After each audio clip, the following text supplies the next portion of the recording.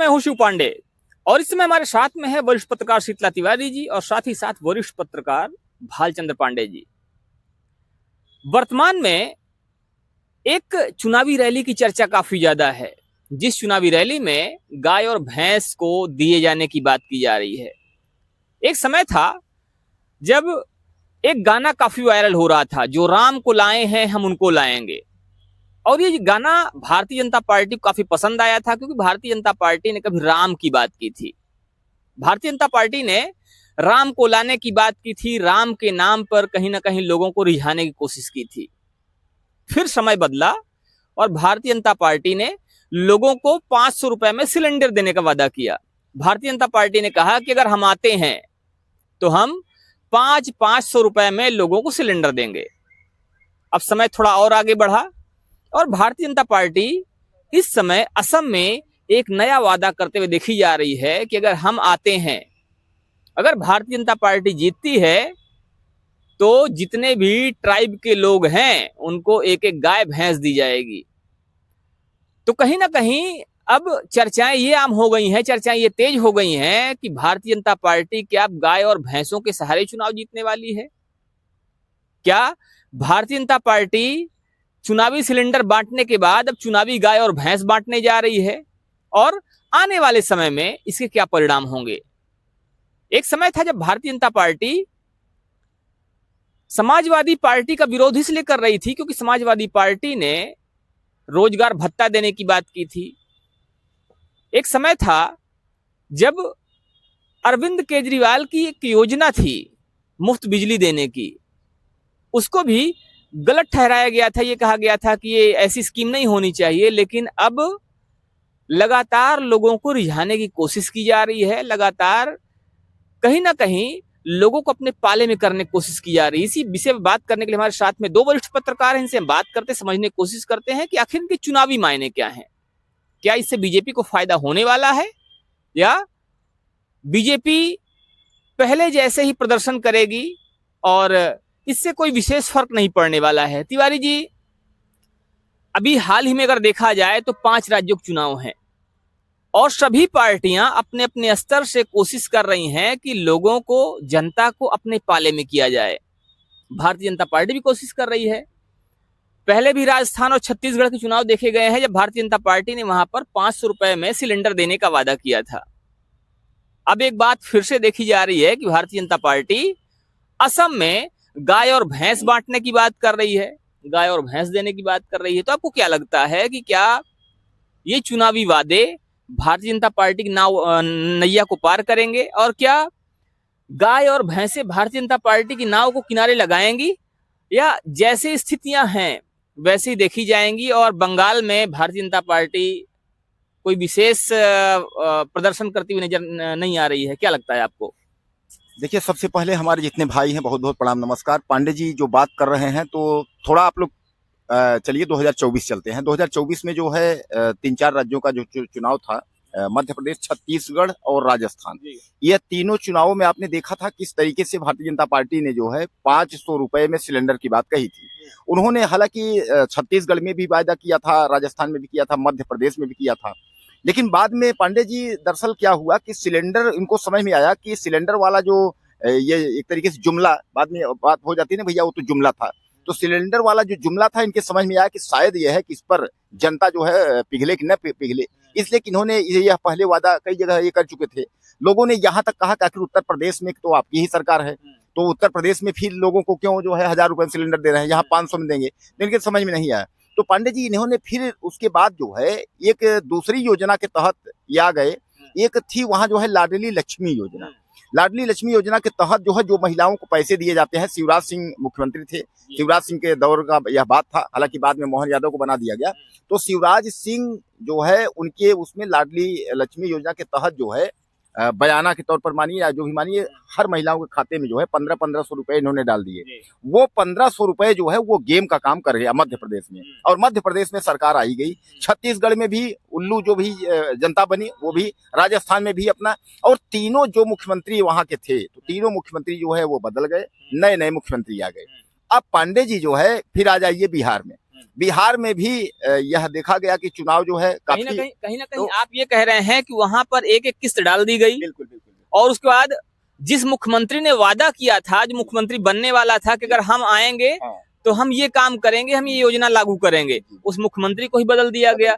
मतलब जो योजना थी, योजना चली गई ठंडे बस्ते में। नहीं, हाँ। योजना नहीं गई, योजना जाने वाली थी, लेकिन उसका विरोध जो है लोग करने लगे। करे देखिए वो मुख्यमंत्री थे तो ऐसा था, देखो उनके जाते ही ये तो लक्ष्मी योजना बंद हुआ था। ऐसा नहीं है, योजना लक्ष्मी जो है बल्कि बंद की बजाय जो है 200-300 रुपए इन्होंने बढ़ाया है और बढ़ा करके उसको ठीक किया। अब पांडे जी उसके बाद जब बिहार में इन्होंने देखा यहाँ खटिया खड़ी हो सकती है, तो इन्होंने देखिए जनता हमारी थोड़ा सा जो है वो लालच में पड़ जाती है। लालच में क्या पड़ती है कि गुरु हम तुमका 1 लाख रुपया दे, ये ला 10,000 एडवांस ला, 90,000 जो है सरकार आए पर। अब गुरु हमारे जो है खुश हो गए, यार 10,000 आई है।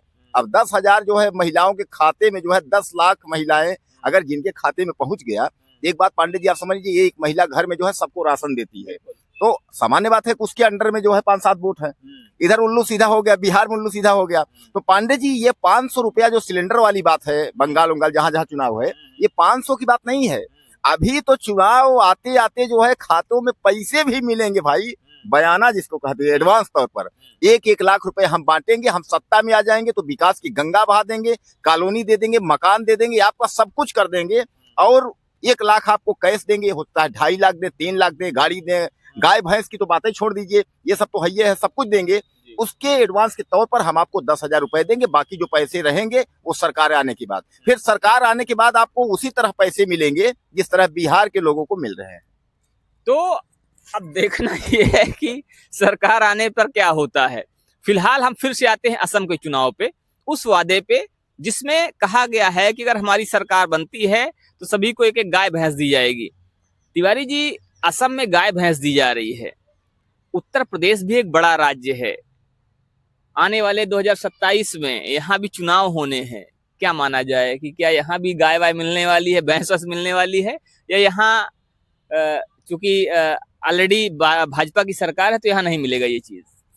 देखिए पांडे जी, ऐसा है ना कि कुल मिलाकर के जो यहाँ का विपक्ष है वह बहुत मजबूत स्थिति में है और वह पूरा देख रहा है, क्योंकि इन्होंने कहा कि हमने दिल्ली में लड़ा, दिल्ली ले लिया, हमने बिहार लड़ा, बिहार ले लिया, हमने सब चारों तरफ हम जो है जीत रहे हैं। और उत्तर प्रदेश में तो इनकी 2 बार की पंचवर्षीय है, मतलब दूसरी पंचवर्षीय इनकी चल रही है, यहाँ तो है ही, लेकिन उत्तर प्रदेश की जो लड़ाई है वह ये गाय भैंस और गैस सिलेंडर इस पर नहीं लड़ी जाएगी, और न तो 10-10 हजार रुपए पे लड़ी जाएगी, क्योंकि उत्तर प्रदेश में इन्होंने यह योजना चलाया है, रोड पटरी वाले लोगों को जो है 10-10 हजार रुपए नगर निगम के द्वारा जो है दे करके, और यह सब गेम यह कर लिए हैं। तो जो यहाँ का विपक्ष है वह सब समझ रहा है, वह भी चाल खेल रहा है, वह भी कह रहा है कि भैया इतना लाख, ये कह रहा है कि हम 1 लाख गुरु देव, अगला कह रहा है हम तो का 2 लाख देव। अब अगर 2 लाख जाइए तो अगला जो है 5 लाख जाइए। अगर तू कह दे भैया हम स्कूटर देव, तो दोस्तों आप समझ लीजिए कि अगर स्कूटर जो बांटे तो अखिलेश सरकार कहीं भैया हम जीतब तो हम कार देव। तो कहने का तात्पर्य ये है कि समस्या जो है यहाँ का विपक्ष जो है पांडे जी वो बहुत मजबूत है, लेकिन योगी आदित्यनाथ जो है, जो सरकार है यहाँ उत्तर प्रदेश में, पांडे जी जहां तक हमारी सोच है तो इस बार जो है चूंकि 2000 अगर हम पिछले चले 17 में चल जाएं, 2017 में आप देखिए जब चुनाव हुआ था पूरा राममय था, पूरा राममय। 2022 के जब चुनाव आया उसके बाद देखिए पूरा राममय। यानी कहने का तात्पर्य ये है कि ये हर चुनाव में 5 साल में ये 50 से 100 वोट जो है हारे हैं, सीट 50 से 100 सीट ये हारे हैं। पहले शुरू में ये 50 सीट हारे, दोबारा जो है 50 से उनको 100 सीट की बढ़ोतरी, यानी वो 125 में पहुंच गए, जहां 50 थे तहां 125 में पहुंच गए। अब कुल मिलाकर के 2027 के चुनाव में उनको ज्यादा अखिलेश की जरूरत नहीं, क्योंकि वो माइनस नहीं होंगे, वो 125 से अगर 50 सीट आगे निकल गए तो सरकार जो है योगी सरकार दबाव में आ जाएगी। तो पांडे जी कुल मिलाकर के ये जो चुनाव 2027 का विधानसभा उत्तर प्रदेश का होगा यह कांटे की टक्कर होगा, इस बार बीजेपी के लिए इतना आसान नहीं होगा, ये समझिए आप। तो 2027 का चुनाव बीजेपी के लिए आसान नहीं होगा। उत्तर प्रदेश का चुनाव चूंकि कहा जाता है कि संसद का रास्ता उत्तर प्रदेश से होकर गुजरता है, तो ये चुनाव बीजेपी के लिए आसान नहीं होगा। आइए बात करते हैं हमारे साथ बैठे हुए वरिष्ठ पत्रकार भालचंद्र पांडे जी से और समझने की कोशिश करते हैं कि ये जो चुनावी वादे किए जा रहे हैं इन वादों का क्या परिणाम होगा। और चूंकि बंगाल में भी चुनाव है तो पश्चिम बंगाल में जो दावे किए जा रहे हैं, जो वादे किए जा रहे हैं, इनका क्या प्रभाव होने वाला है? पांडे जी, क्या प्रभाव होने वाला है पश्चिम बंगाल में? देखिए शिव जी, ये वादे जो चुनावी वादे होते हैं ये आज से नहीं है, ये बहुत पुराने हैं। एक समय रहा है कि जब तमिलनाडु के चुनाव में कभी टीवी, कलर टीवी और साड़ियाँ बांटी जाती थी, उस पर कई बार तो यहाँ तक कि सुप्रीम कोर्ट को टिप्पणी भी करनी पड़ी है। तो ये वादे बीजेपी के नए नहीं हैं। बीजेपी को कहीं लग रहा है कि भगवान राम के सहारे हमारी नैया पार नहीं होने वाली। तो वो तरह तरह के बंगाल में जैसे माँ काली को अब आगे कर रहे हैं, असम में गाय और भैंस बांटने की बात कर रहे हैं। आपने माँ काली की बात किया कि माँ काली को बंगाल में आगे कर रहे हैं। एक तरफ उत्तर प्रदेश में बात की जाती है कि नवरात्रि में, उत्तर प्रदेश और बिहार की बात की जाए तो भाजपा इस बात का विरोध करती है कि बताइए, कोई व्यक्ति नवरात्रि में मछली खा रहा है, कोई व्यक्ति ऐसा कर रहा है, और फिर अगर बंगाल की बात की जाए तो बंगाल में उसी नवरात्रि में मछली लेकर प्रचार किया जाता है। इसको कैसे देखते हैं? कि भारत बहुविधिक राज्य है, देश है, यहाँ तरह तरह की संस्कृतियां हैं। बंगाल में नवरात्र के 7 दिन या 6 दिन तक मछली खाई जाती है, और कई पूजा तो बंगाल में ऐसे हैं जहाँ मछली की भोग लगती है। तो हर जगह की अपनी अपने अलग अलग कल्चर हैं, तो आप उसको उससे नहीं जोड़ सकते। हमारे यहाँ उत्तर प्रदेश में क्या है कि जो प्योर वेजिटेरियन है वो लहसुन प्याज भी नहीं भोग लगाते। कहीं कहीं ऐसा है कि सब कुछ खाते हैं, उनका भोग लगा के खाते हैं। तो वो अपनी परंपराएं हैं, मान्यताएं हर जगह के अलग अलग है। लेकिन जो चुनावी मुद्दे हैं, अब कहीं न कहीं बीजेपी फंसती हुई दिख रही है। पब्लिक भी समझ रही है कि राम का मंदिर बन गया है, अब बीजेपी क्या करेगी। बीजेपी के दिमाग में भी आ रहा है भगवान राम के सहारे हो सकता है हमारी नाव जो है वो किनारे ना लग पाए। इस समय अच्छा स्थितियां भी बनती दिख रही हैं। अब जैसे अभी तिवारी जी ने कहा ना कि हमारे यहाँ यूपी का जो विपक्ष है वो भी धीरे धीरे इनकी नीतियों को समझ गया है। तो चलिए, वो भगवान राम को नहीं कैप्चर कर रहा है तो भगवान कृष्ण के सहारे ही सही। अखिलेश के कई बयानों को आप देखिए तो कहीं न कहीं अपने आप को हिंदुत्व की तरफ ले जा रहे हैं, सॉफ्ट है जिसको हिंदुत्व कह सकते हैं। भगवान कृष्ण की आराधना या हम भगवान कृष्ण के वंशज, इस तरह के कई बार शब्दों का प्रयोग उन्होंने किया है। तो बीजेपी को अब लगता है कि कहीं ना कहीं हमारा जो मुद्दा है वो तो धीरे धीरे लोग उसको कब्जा करते जा रहे हैं। तो बीजेपी अब आसाम में गाय भैंस बांटने लगी है। अभी देखिए, पता नहीं बीजेपी क्या क्या बांटती है। हमें तो लगता है आने वाले समय में बीजेपी लोगों को ये ना, अभी देखिए प्रधानमंत्री 22 तक क्या कर रहे थे कि जितने गरीब हैं लगभग सबको आवास मिल जाएगा, घोषणा किए थे, और टारगेट भी 22 का रखा था। लेकिन क्या वास्तव में सबको मकान मिल गए? ऐसे ही बीजेपी के ढेर सारे वादे थे। बीजेपी कह रही थी हम 2 करोड़ को नौकरी देंगे। क्या वास्तव में जब से बीजेपी 14 से बैठी है, 24 क्या 26 चल रहा है, 12 साल का कार्यकाल बीत गया, क्या 2 करोड़ लोगों को आज तक उन्होंने नौकरी दिया क्या? तो ढेर सारे मुद्दे हैं, कहना अलग है, लेकिन उस पर अमल होना ये अलग है। कितना अमल कर पाते हैं तो समय बताएगा। और ये कितना अपना चुनावी वादा जो कर रहे हैं, गाय भैंस बांटेंगे, कंबल बांटेंगे, साड़ी ये कितना ये बांटते हैं, ये तो समय ही बताएगा ना। अच्छा ये बताइए, ये कितनी बार, जैसे अखिलेश जब गवर्नमेंट में आए तो उन्होंने घोषणा क्या किया था कि हम किसानों का कर्ज माफ करेंगे। लेकिन जब सत्ता में 12 में आ गए तो क्या किया? बाद में आ गए कोऑपरेटिव बैंकों के लोन जो है 1 लाख रुपए तक माफ किए जाएंगे, उसमें भी ढेर सारे लोगों के लोन माफ नहीं हुए। तो वादा होता है, लेकिन उसको जब अभी जैसे तिवारी जी ने कहा कि किस्त, उन्होंने घोषणा की 1 लाख रुपए देंगे, 10,000 किस्त दे दिया, बाकी हम आने के बाद देंगे। आने के बाद क्या देंगे ये तो समय ही बताएगा। और जो पीछे के काफी काल इनके रहे हैं, उन्होंने क्या बांटा है वो तो आप लोग खुद ही जानते हैं, पब्लिक खुद ही जानती है। उसके बारे में आप लोग स्वयं ही विचार करिए। तो चुनावी वादे कितने पूरे होते हैं ये देखने वाली बात होगी। वादे बहुत किए गए पहले भी, लेकिन जब सत्ता में पार्टी आई तो उसके बाद सारे वादे दरकिनार कर दिए गए।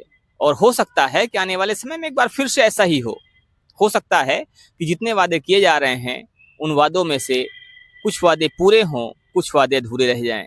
फिलहाल इस पर आपका क्या मानना है, आप भी हमें जरूर बताइएगा। बने रहिए हमारे साथ खबरों का अपडेट के लिए। जय हिंद।